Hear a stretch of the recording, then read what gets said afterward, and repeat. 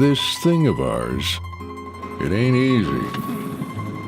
Pre-dawn prep, long days, finicky fish, but in the end, Venice, Louisiana, the coolest, strangest, most abundant fishery on the Gulf Coast, always pays up.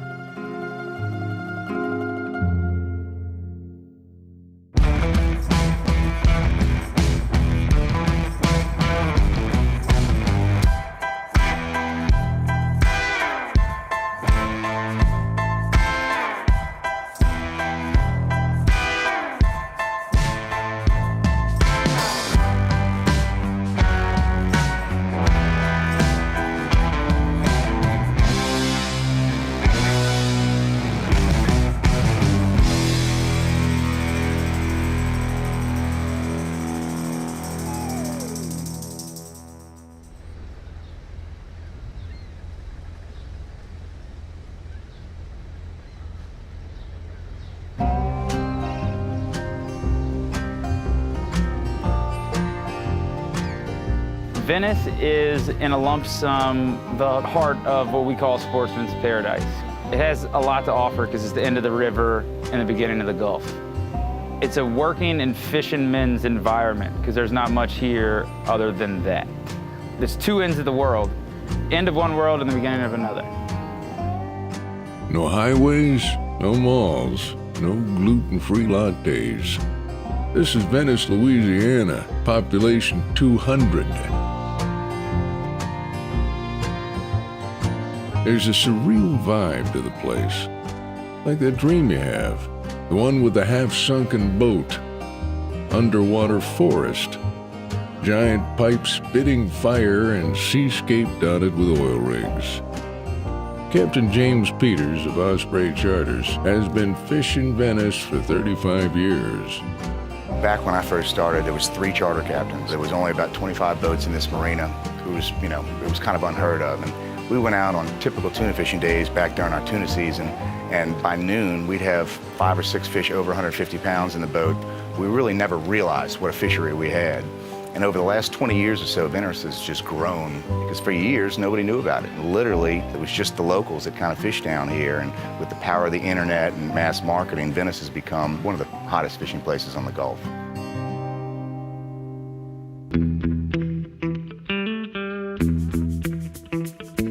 Venice sits at the end of the Mississippi River Delta, 75 miles southeast of New Orleans.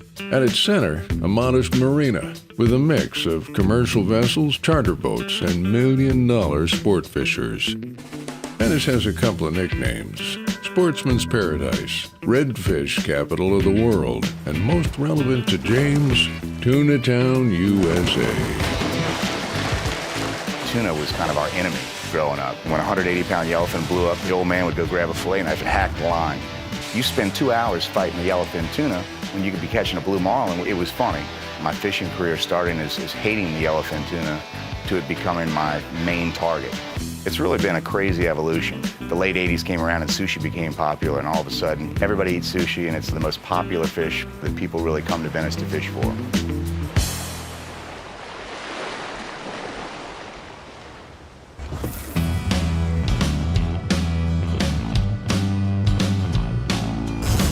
These days, the enemies are the species that interrupt the tuna fishing.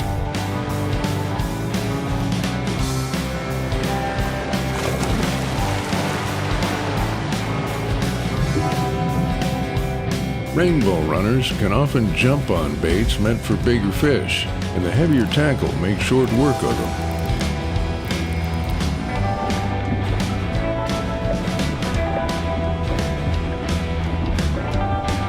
The aptly named species is also known to run with more senior members of the food chain. Yep. Get too close to the rig, a lot of times the sharks will get you.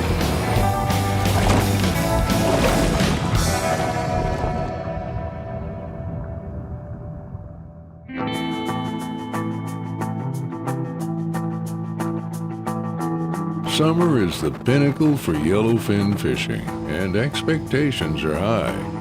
The problem is, no one told the tuna. Camera shy this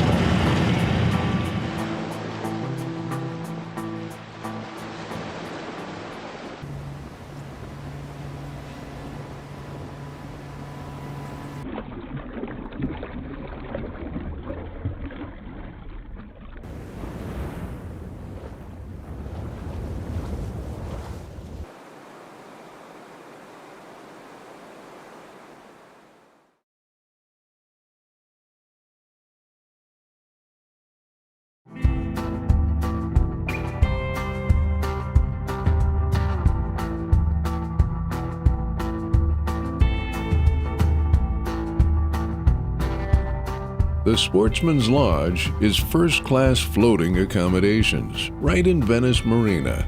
A place to relax, eat well, rest easy, and talk shop with other like-minded guests.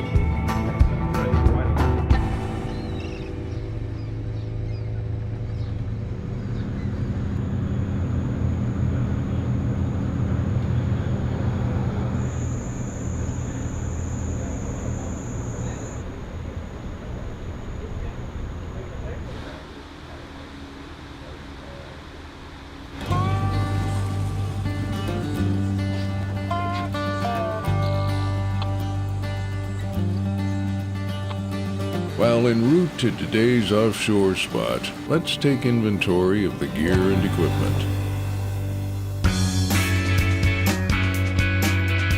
Fast, fuel efficient, and ready for the long runs to rigs, the Yellowfin 36 Offshore.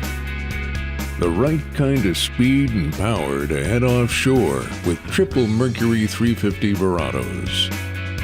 An extra pair of eyes for below and around, the Simrad NSS-12 Evo 2. From rough weather to sunny skies, Yeti wrangles up the gear for any setup or situation.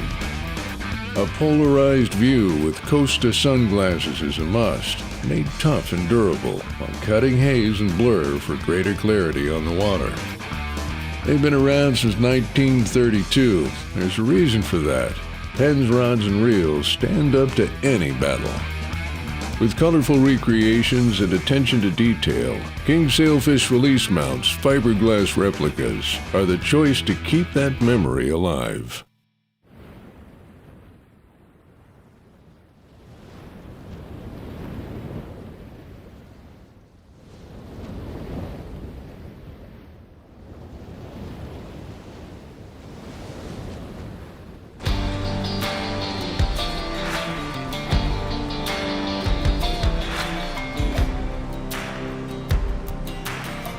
The Gulf is populated by hundreds of oil rigs, sitting in water anywhere from 1,000 to 6,000 feet deep.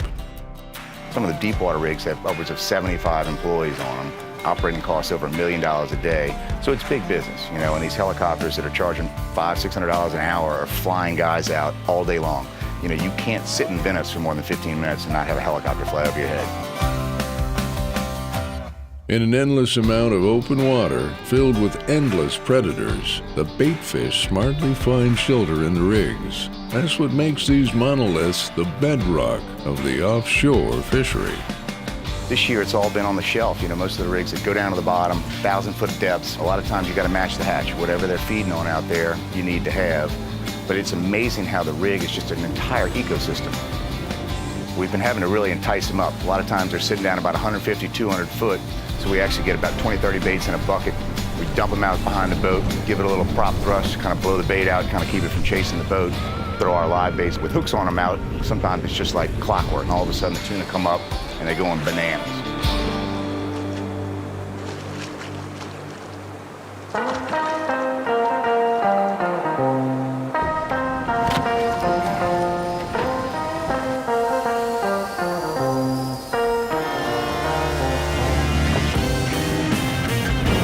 Acting real big, but bright species.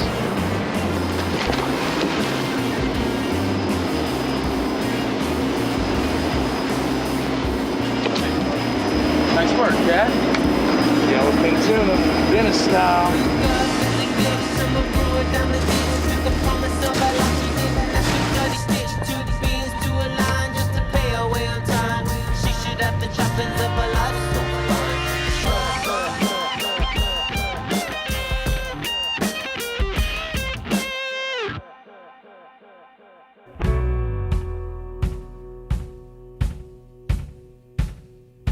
Down from the mountain, hide by the river, washed in the water, oh my soul. Straight to the border, cold wire fencing, the hounds are a-barking, and not far to go. Success comes easier when the captain-mate relationship is on point. This one goes beyond a shared passion for fishing. These two are never short on enthusiasm. That's the thing that you live for, you know, the grind, the pandemonium of organized chaos is what I live for.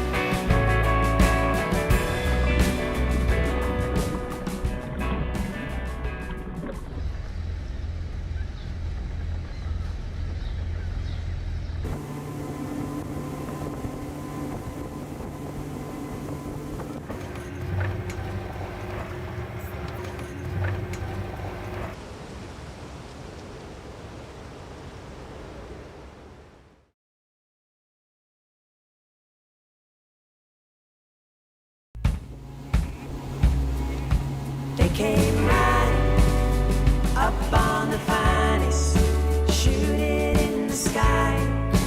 They ain't gonna find us. A good captain and mate relationship is paramount. It's a recipe that requires trust, discipline, hard work, and the greatest among these, trust. My name's Kyle Hunter Bone. I'm 30 years old. My docket number is 881-8612. I think we're coming on 6 years now. It seems like it's been that long. He could probably correct me and say it's been longer or shorter, but I wonder how I did it for so long without him. He's definitely my right-hand man, without a doubt. You know, it takes a certain kind of person and a certain kind of person to work on a boat together like we do. You know, we've grown together and it's not easy every day, but James given me every opportunity in the world that I could ask for to do this. I've fished with hundreds of different people over the years, and it's one thing to bite your tongue and just make it work, but to me, the proof's in the pudding. You know, you can talk, you can do anything, but your actions account for everything. Bone and I have got along great. He's the hardest working guy I've ever worked with. He just works. And to me, that's all I need.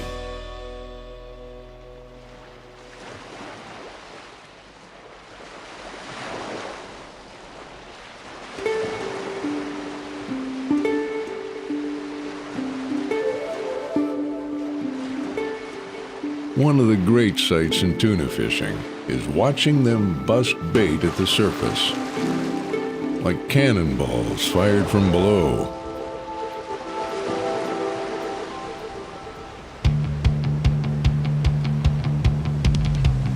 Here, feed that, feed that. Jackpot! One rolling a bait right here. With a big fish, too. Oh, did you see that thing?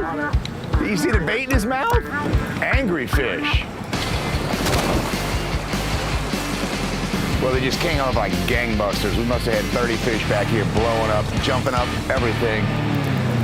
Take that, you filthy animals.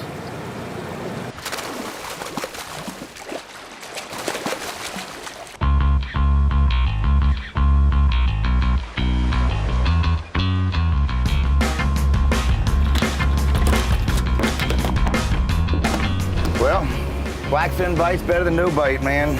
Gotta start somewhere. First bite was a blackfin, better known as the neighbor tuna, the one you bring to your neighbor.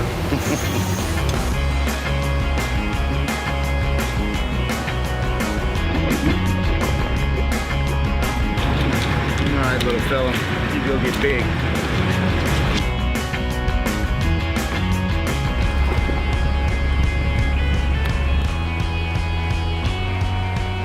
Fish on.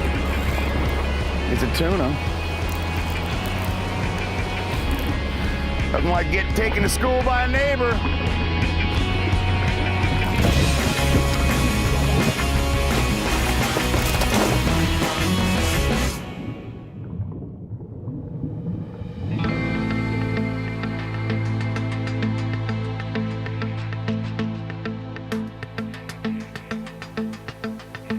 The bigger yellowfin remain picky, but James isn't giving up. They're here. We just got to get them to bite.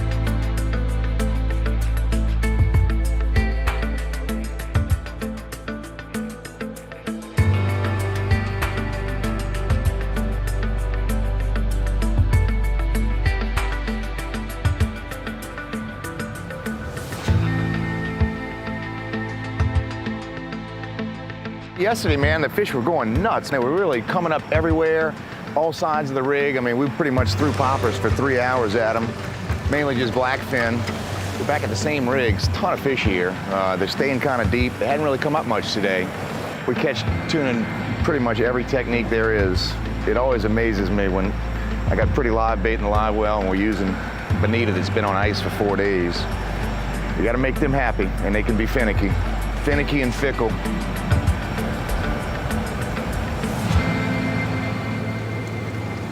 They're here, we just gotta get them to bite.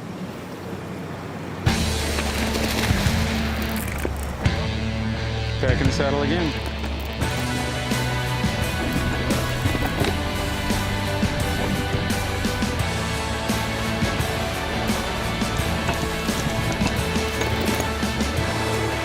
Gaff.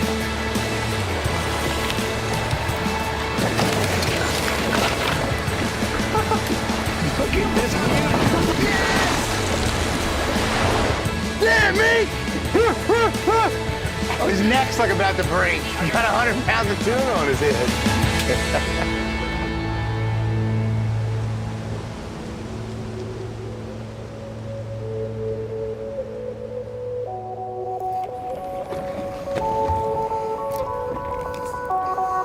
Sometimes you just got to figure out what they're biting, man.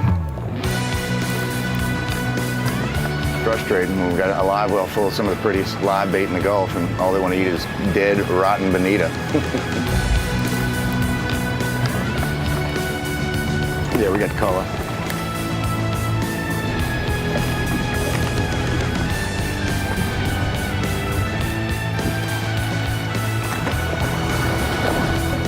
Yeah, baby.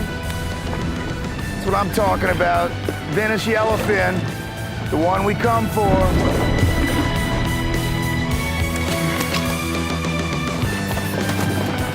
Woo!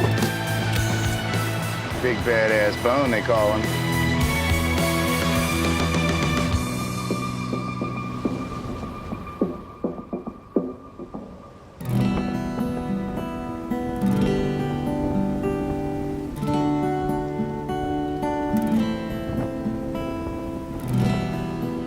Day's end.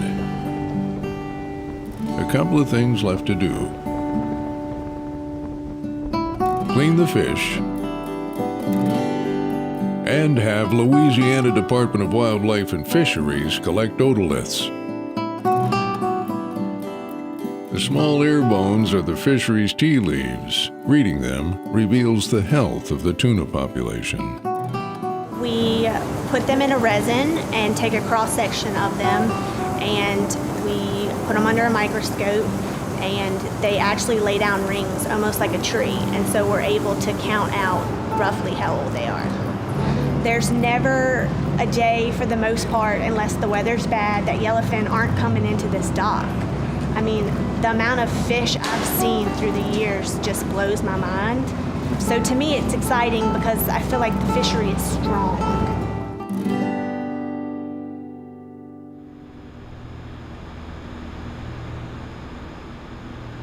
Sure enough, one out of every, like, 2 jobs you find. Sear tuna, a little Asian style.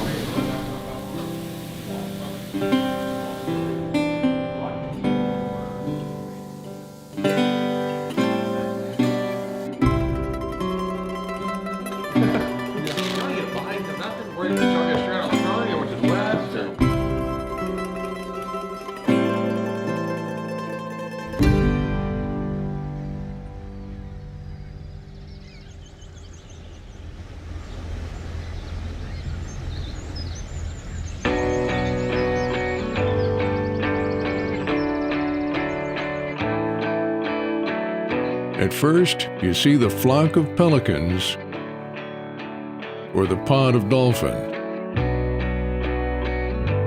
The wild is a work of art. But commerce is always somewhere in the background. It's a reminder that Venice is a crossroads of nature and industry. For sportsmen like James and Kyle, that X marks the spot.